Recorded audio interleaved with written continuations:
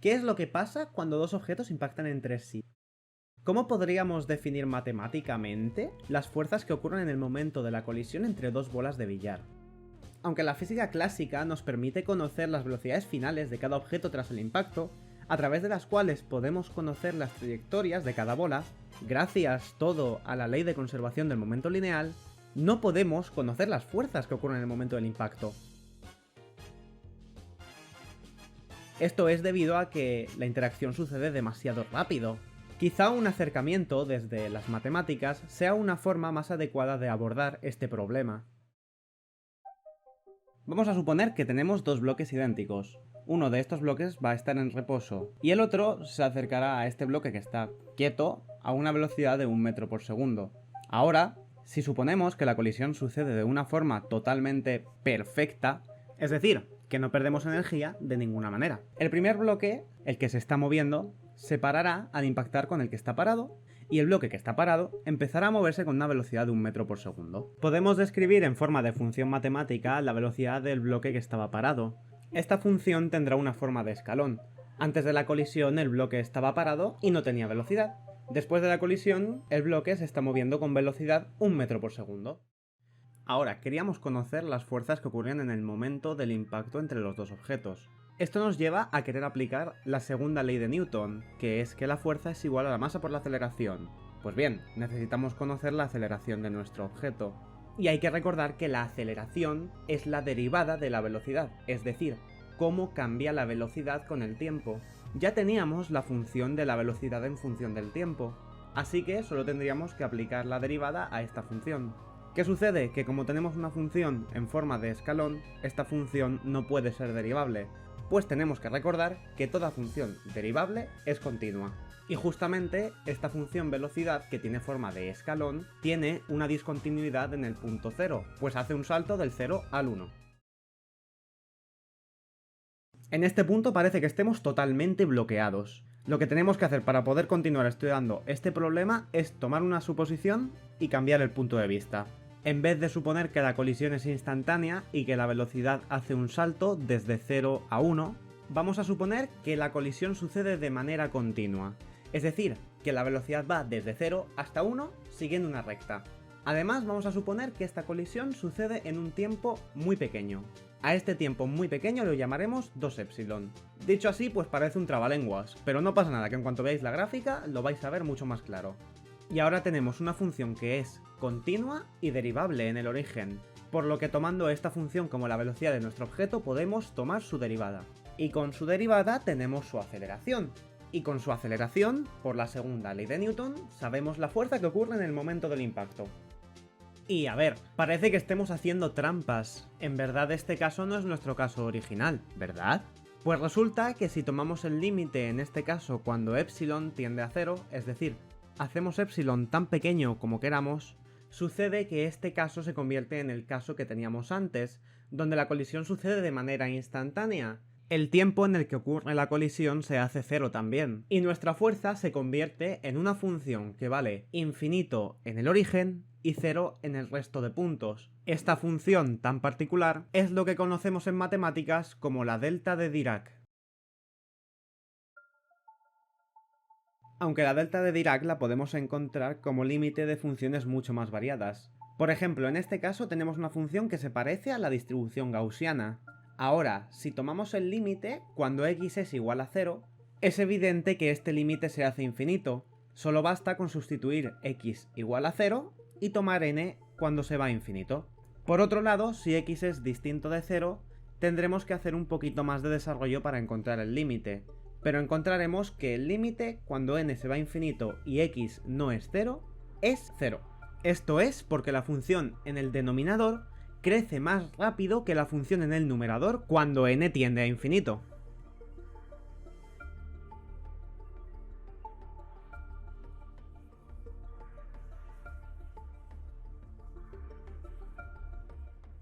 Otra función con la que obtenemos la delta de Dirac en su límite es una que se parece mucho a la derivada de la arcotangente. Aquí la verdad que encontrar el límite resulta sencillo.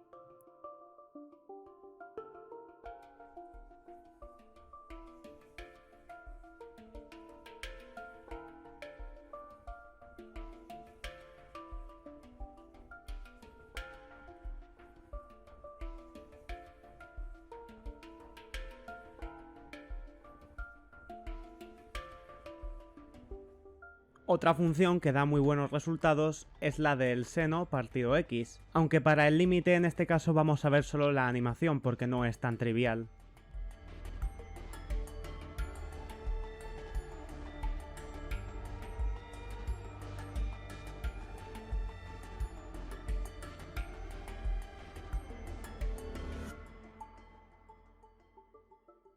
Para el siguiente apartado usaremos algunos teoremas que nos permiten intercambiar el límite con la integral.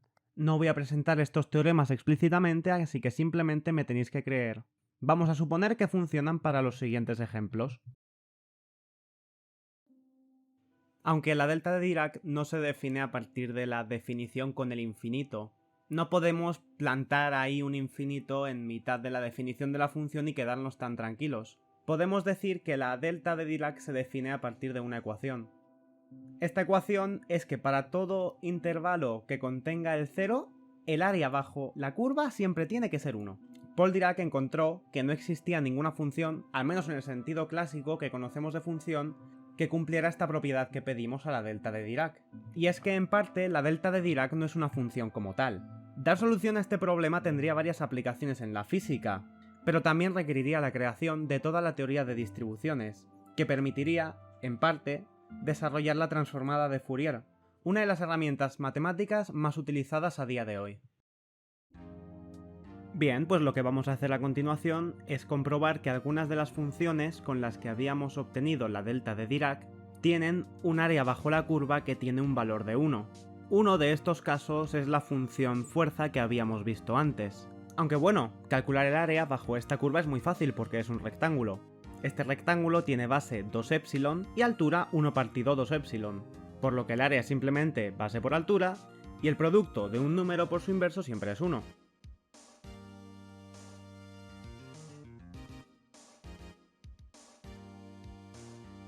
Por otro lado, para el caso de la que se parece un poquito a la derivada de la arcotangente, sí que tenemos que hacer algo más de cálculo integral. Pero bueno, es tan sencillo como tomar un cambio de variable, vemos que los límites de la integral se quedan igual a como estaban antes, y ya haciendo cuentas, y sabiendo que la arcotangente vale pi medios en más infinito y menos pi medios en menos infinito, llegamos a que la integral vale 1. Así que el área bajo la curva en todo el espacio de esta función también es 1.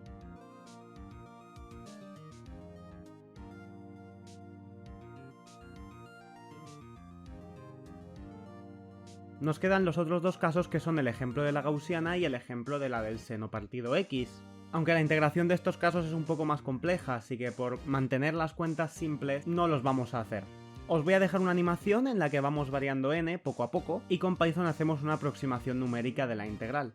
Y como no, como siempre, tendréis el código de Python en la descripción en mi perfil de GitHub para que podáis echarle un vistazo. Con este código de Python he hecho todas las animaciones, los cálculos de las integrales y todo lo que veis aquí, que son animaciones de funciones, está hecho con Python con la librería Matplotlib. Y la verdad es que os he vuelto a mentir. La ecuación por la que os he dicho antes que se definía la delta de Dirac no es exactamente la verdadera definición. Es más bien un caso particular de la verdadera definición. Y es que, por rara que sea, la delta de Dirac es una función muy útil. Es tan útil porque nos permite extraer un valor puntual de una función que está dentro de una integral. Es decir, si tomamos la integral, que es lo mismo que el área bajo la curva, del producto de la delta de Dirac por una función, el área bajo la curva de este producto es el valor de la función en el cero. Lo que vamos a hacer ahora es intentar demostrar que esta propiedad se cumple con una de las funciones con las que habíamos obtenido la delta de Dirac. Vamos a tomar la función fuerza, pero vamos a jugar un poco con ella para simplificar la integral, o al menos cambiar su expresión.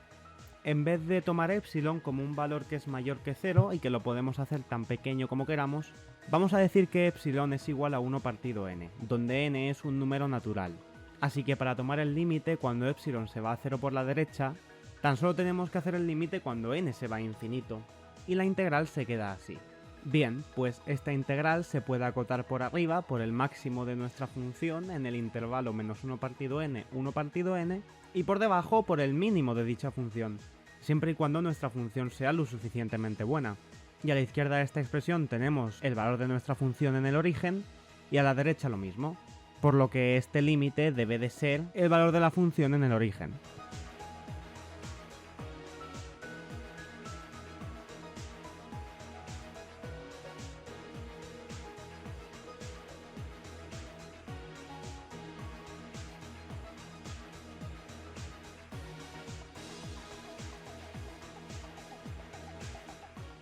Y todas las propiedades de la delta de Dirac se pueden llevar a cualquier otro punto de la recta real. Tan solo tenemos que considerar la delta de Dirac de x menos a en vez de la delta de Dirac de x.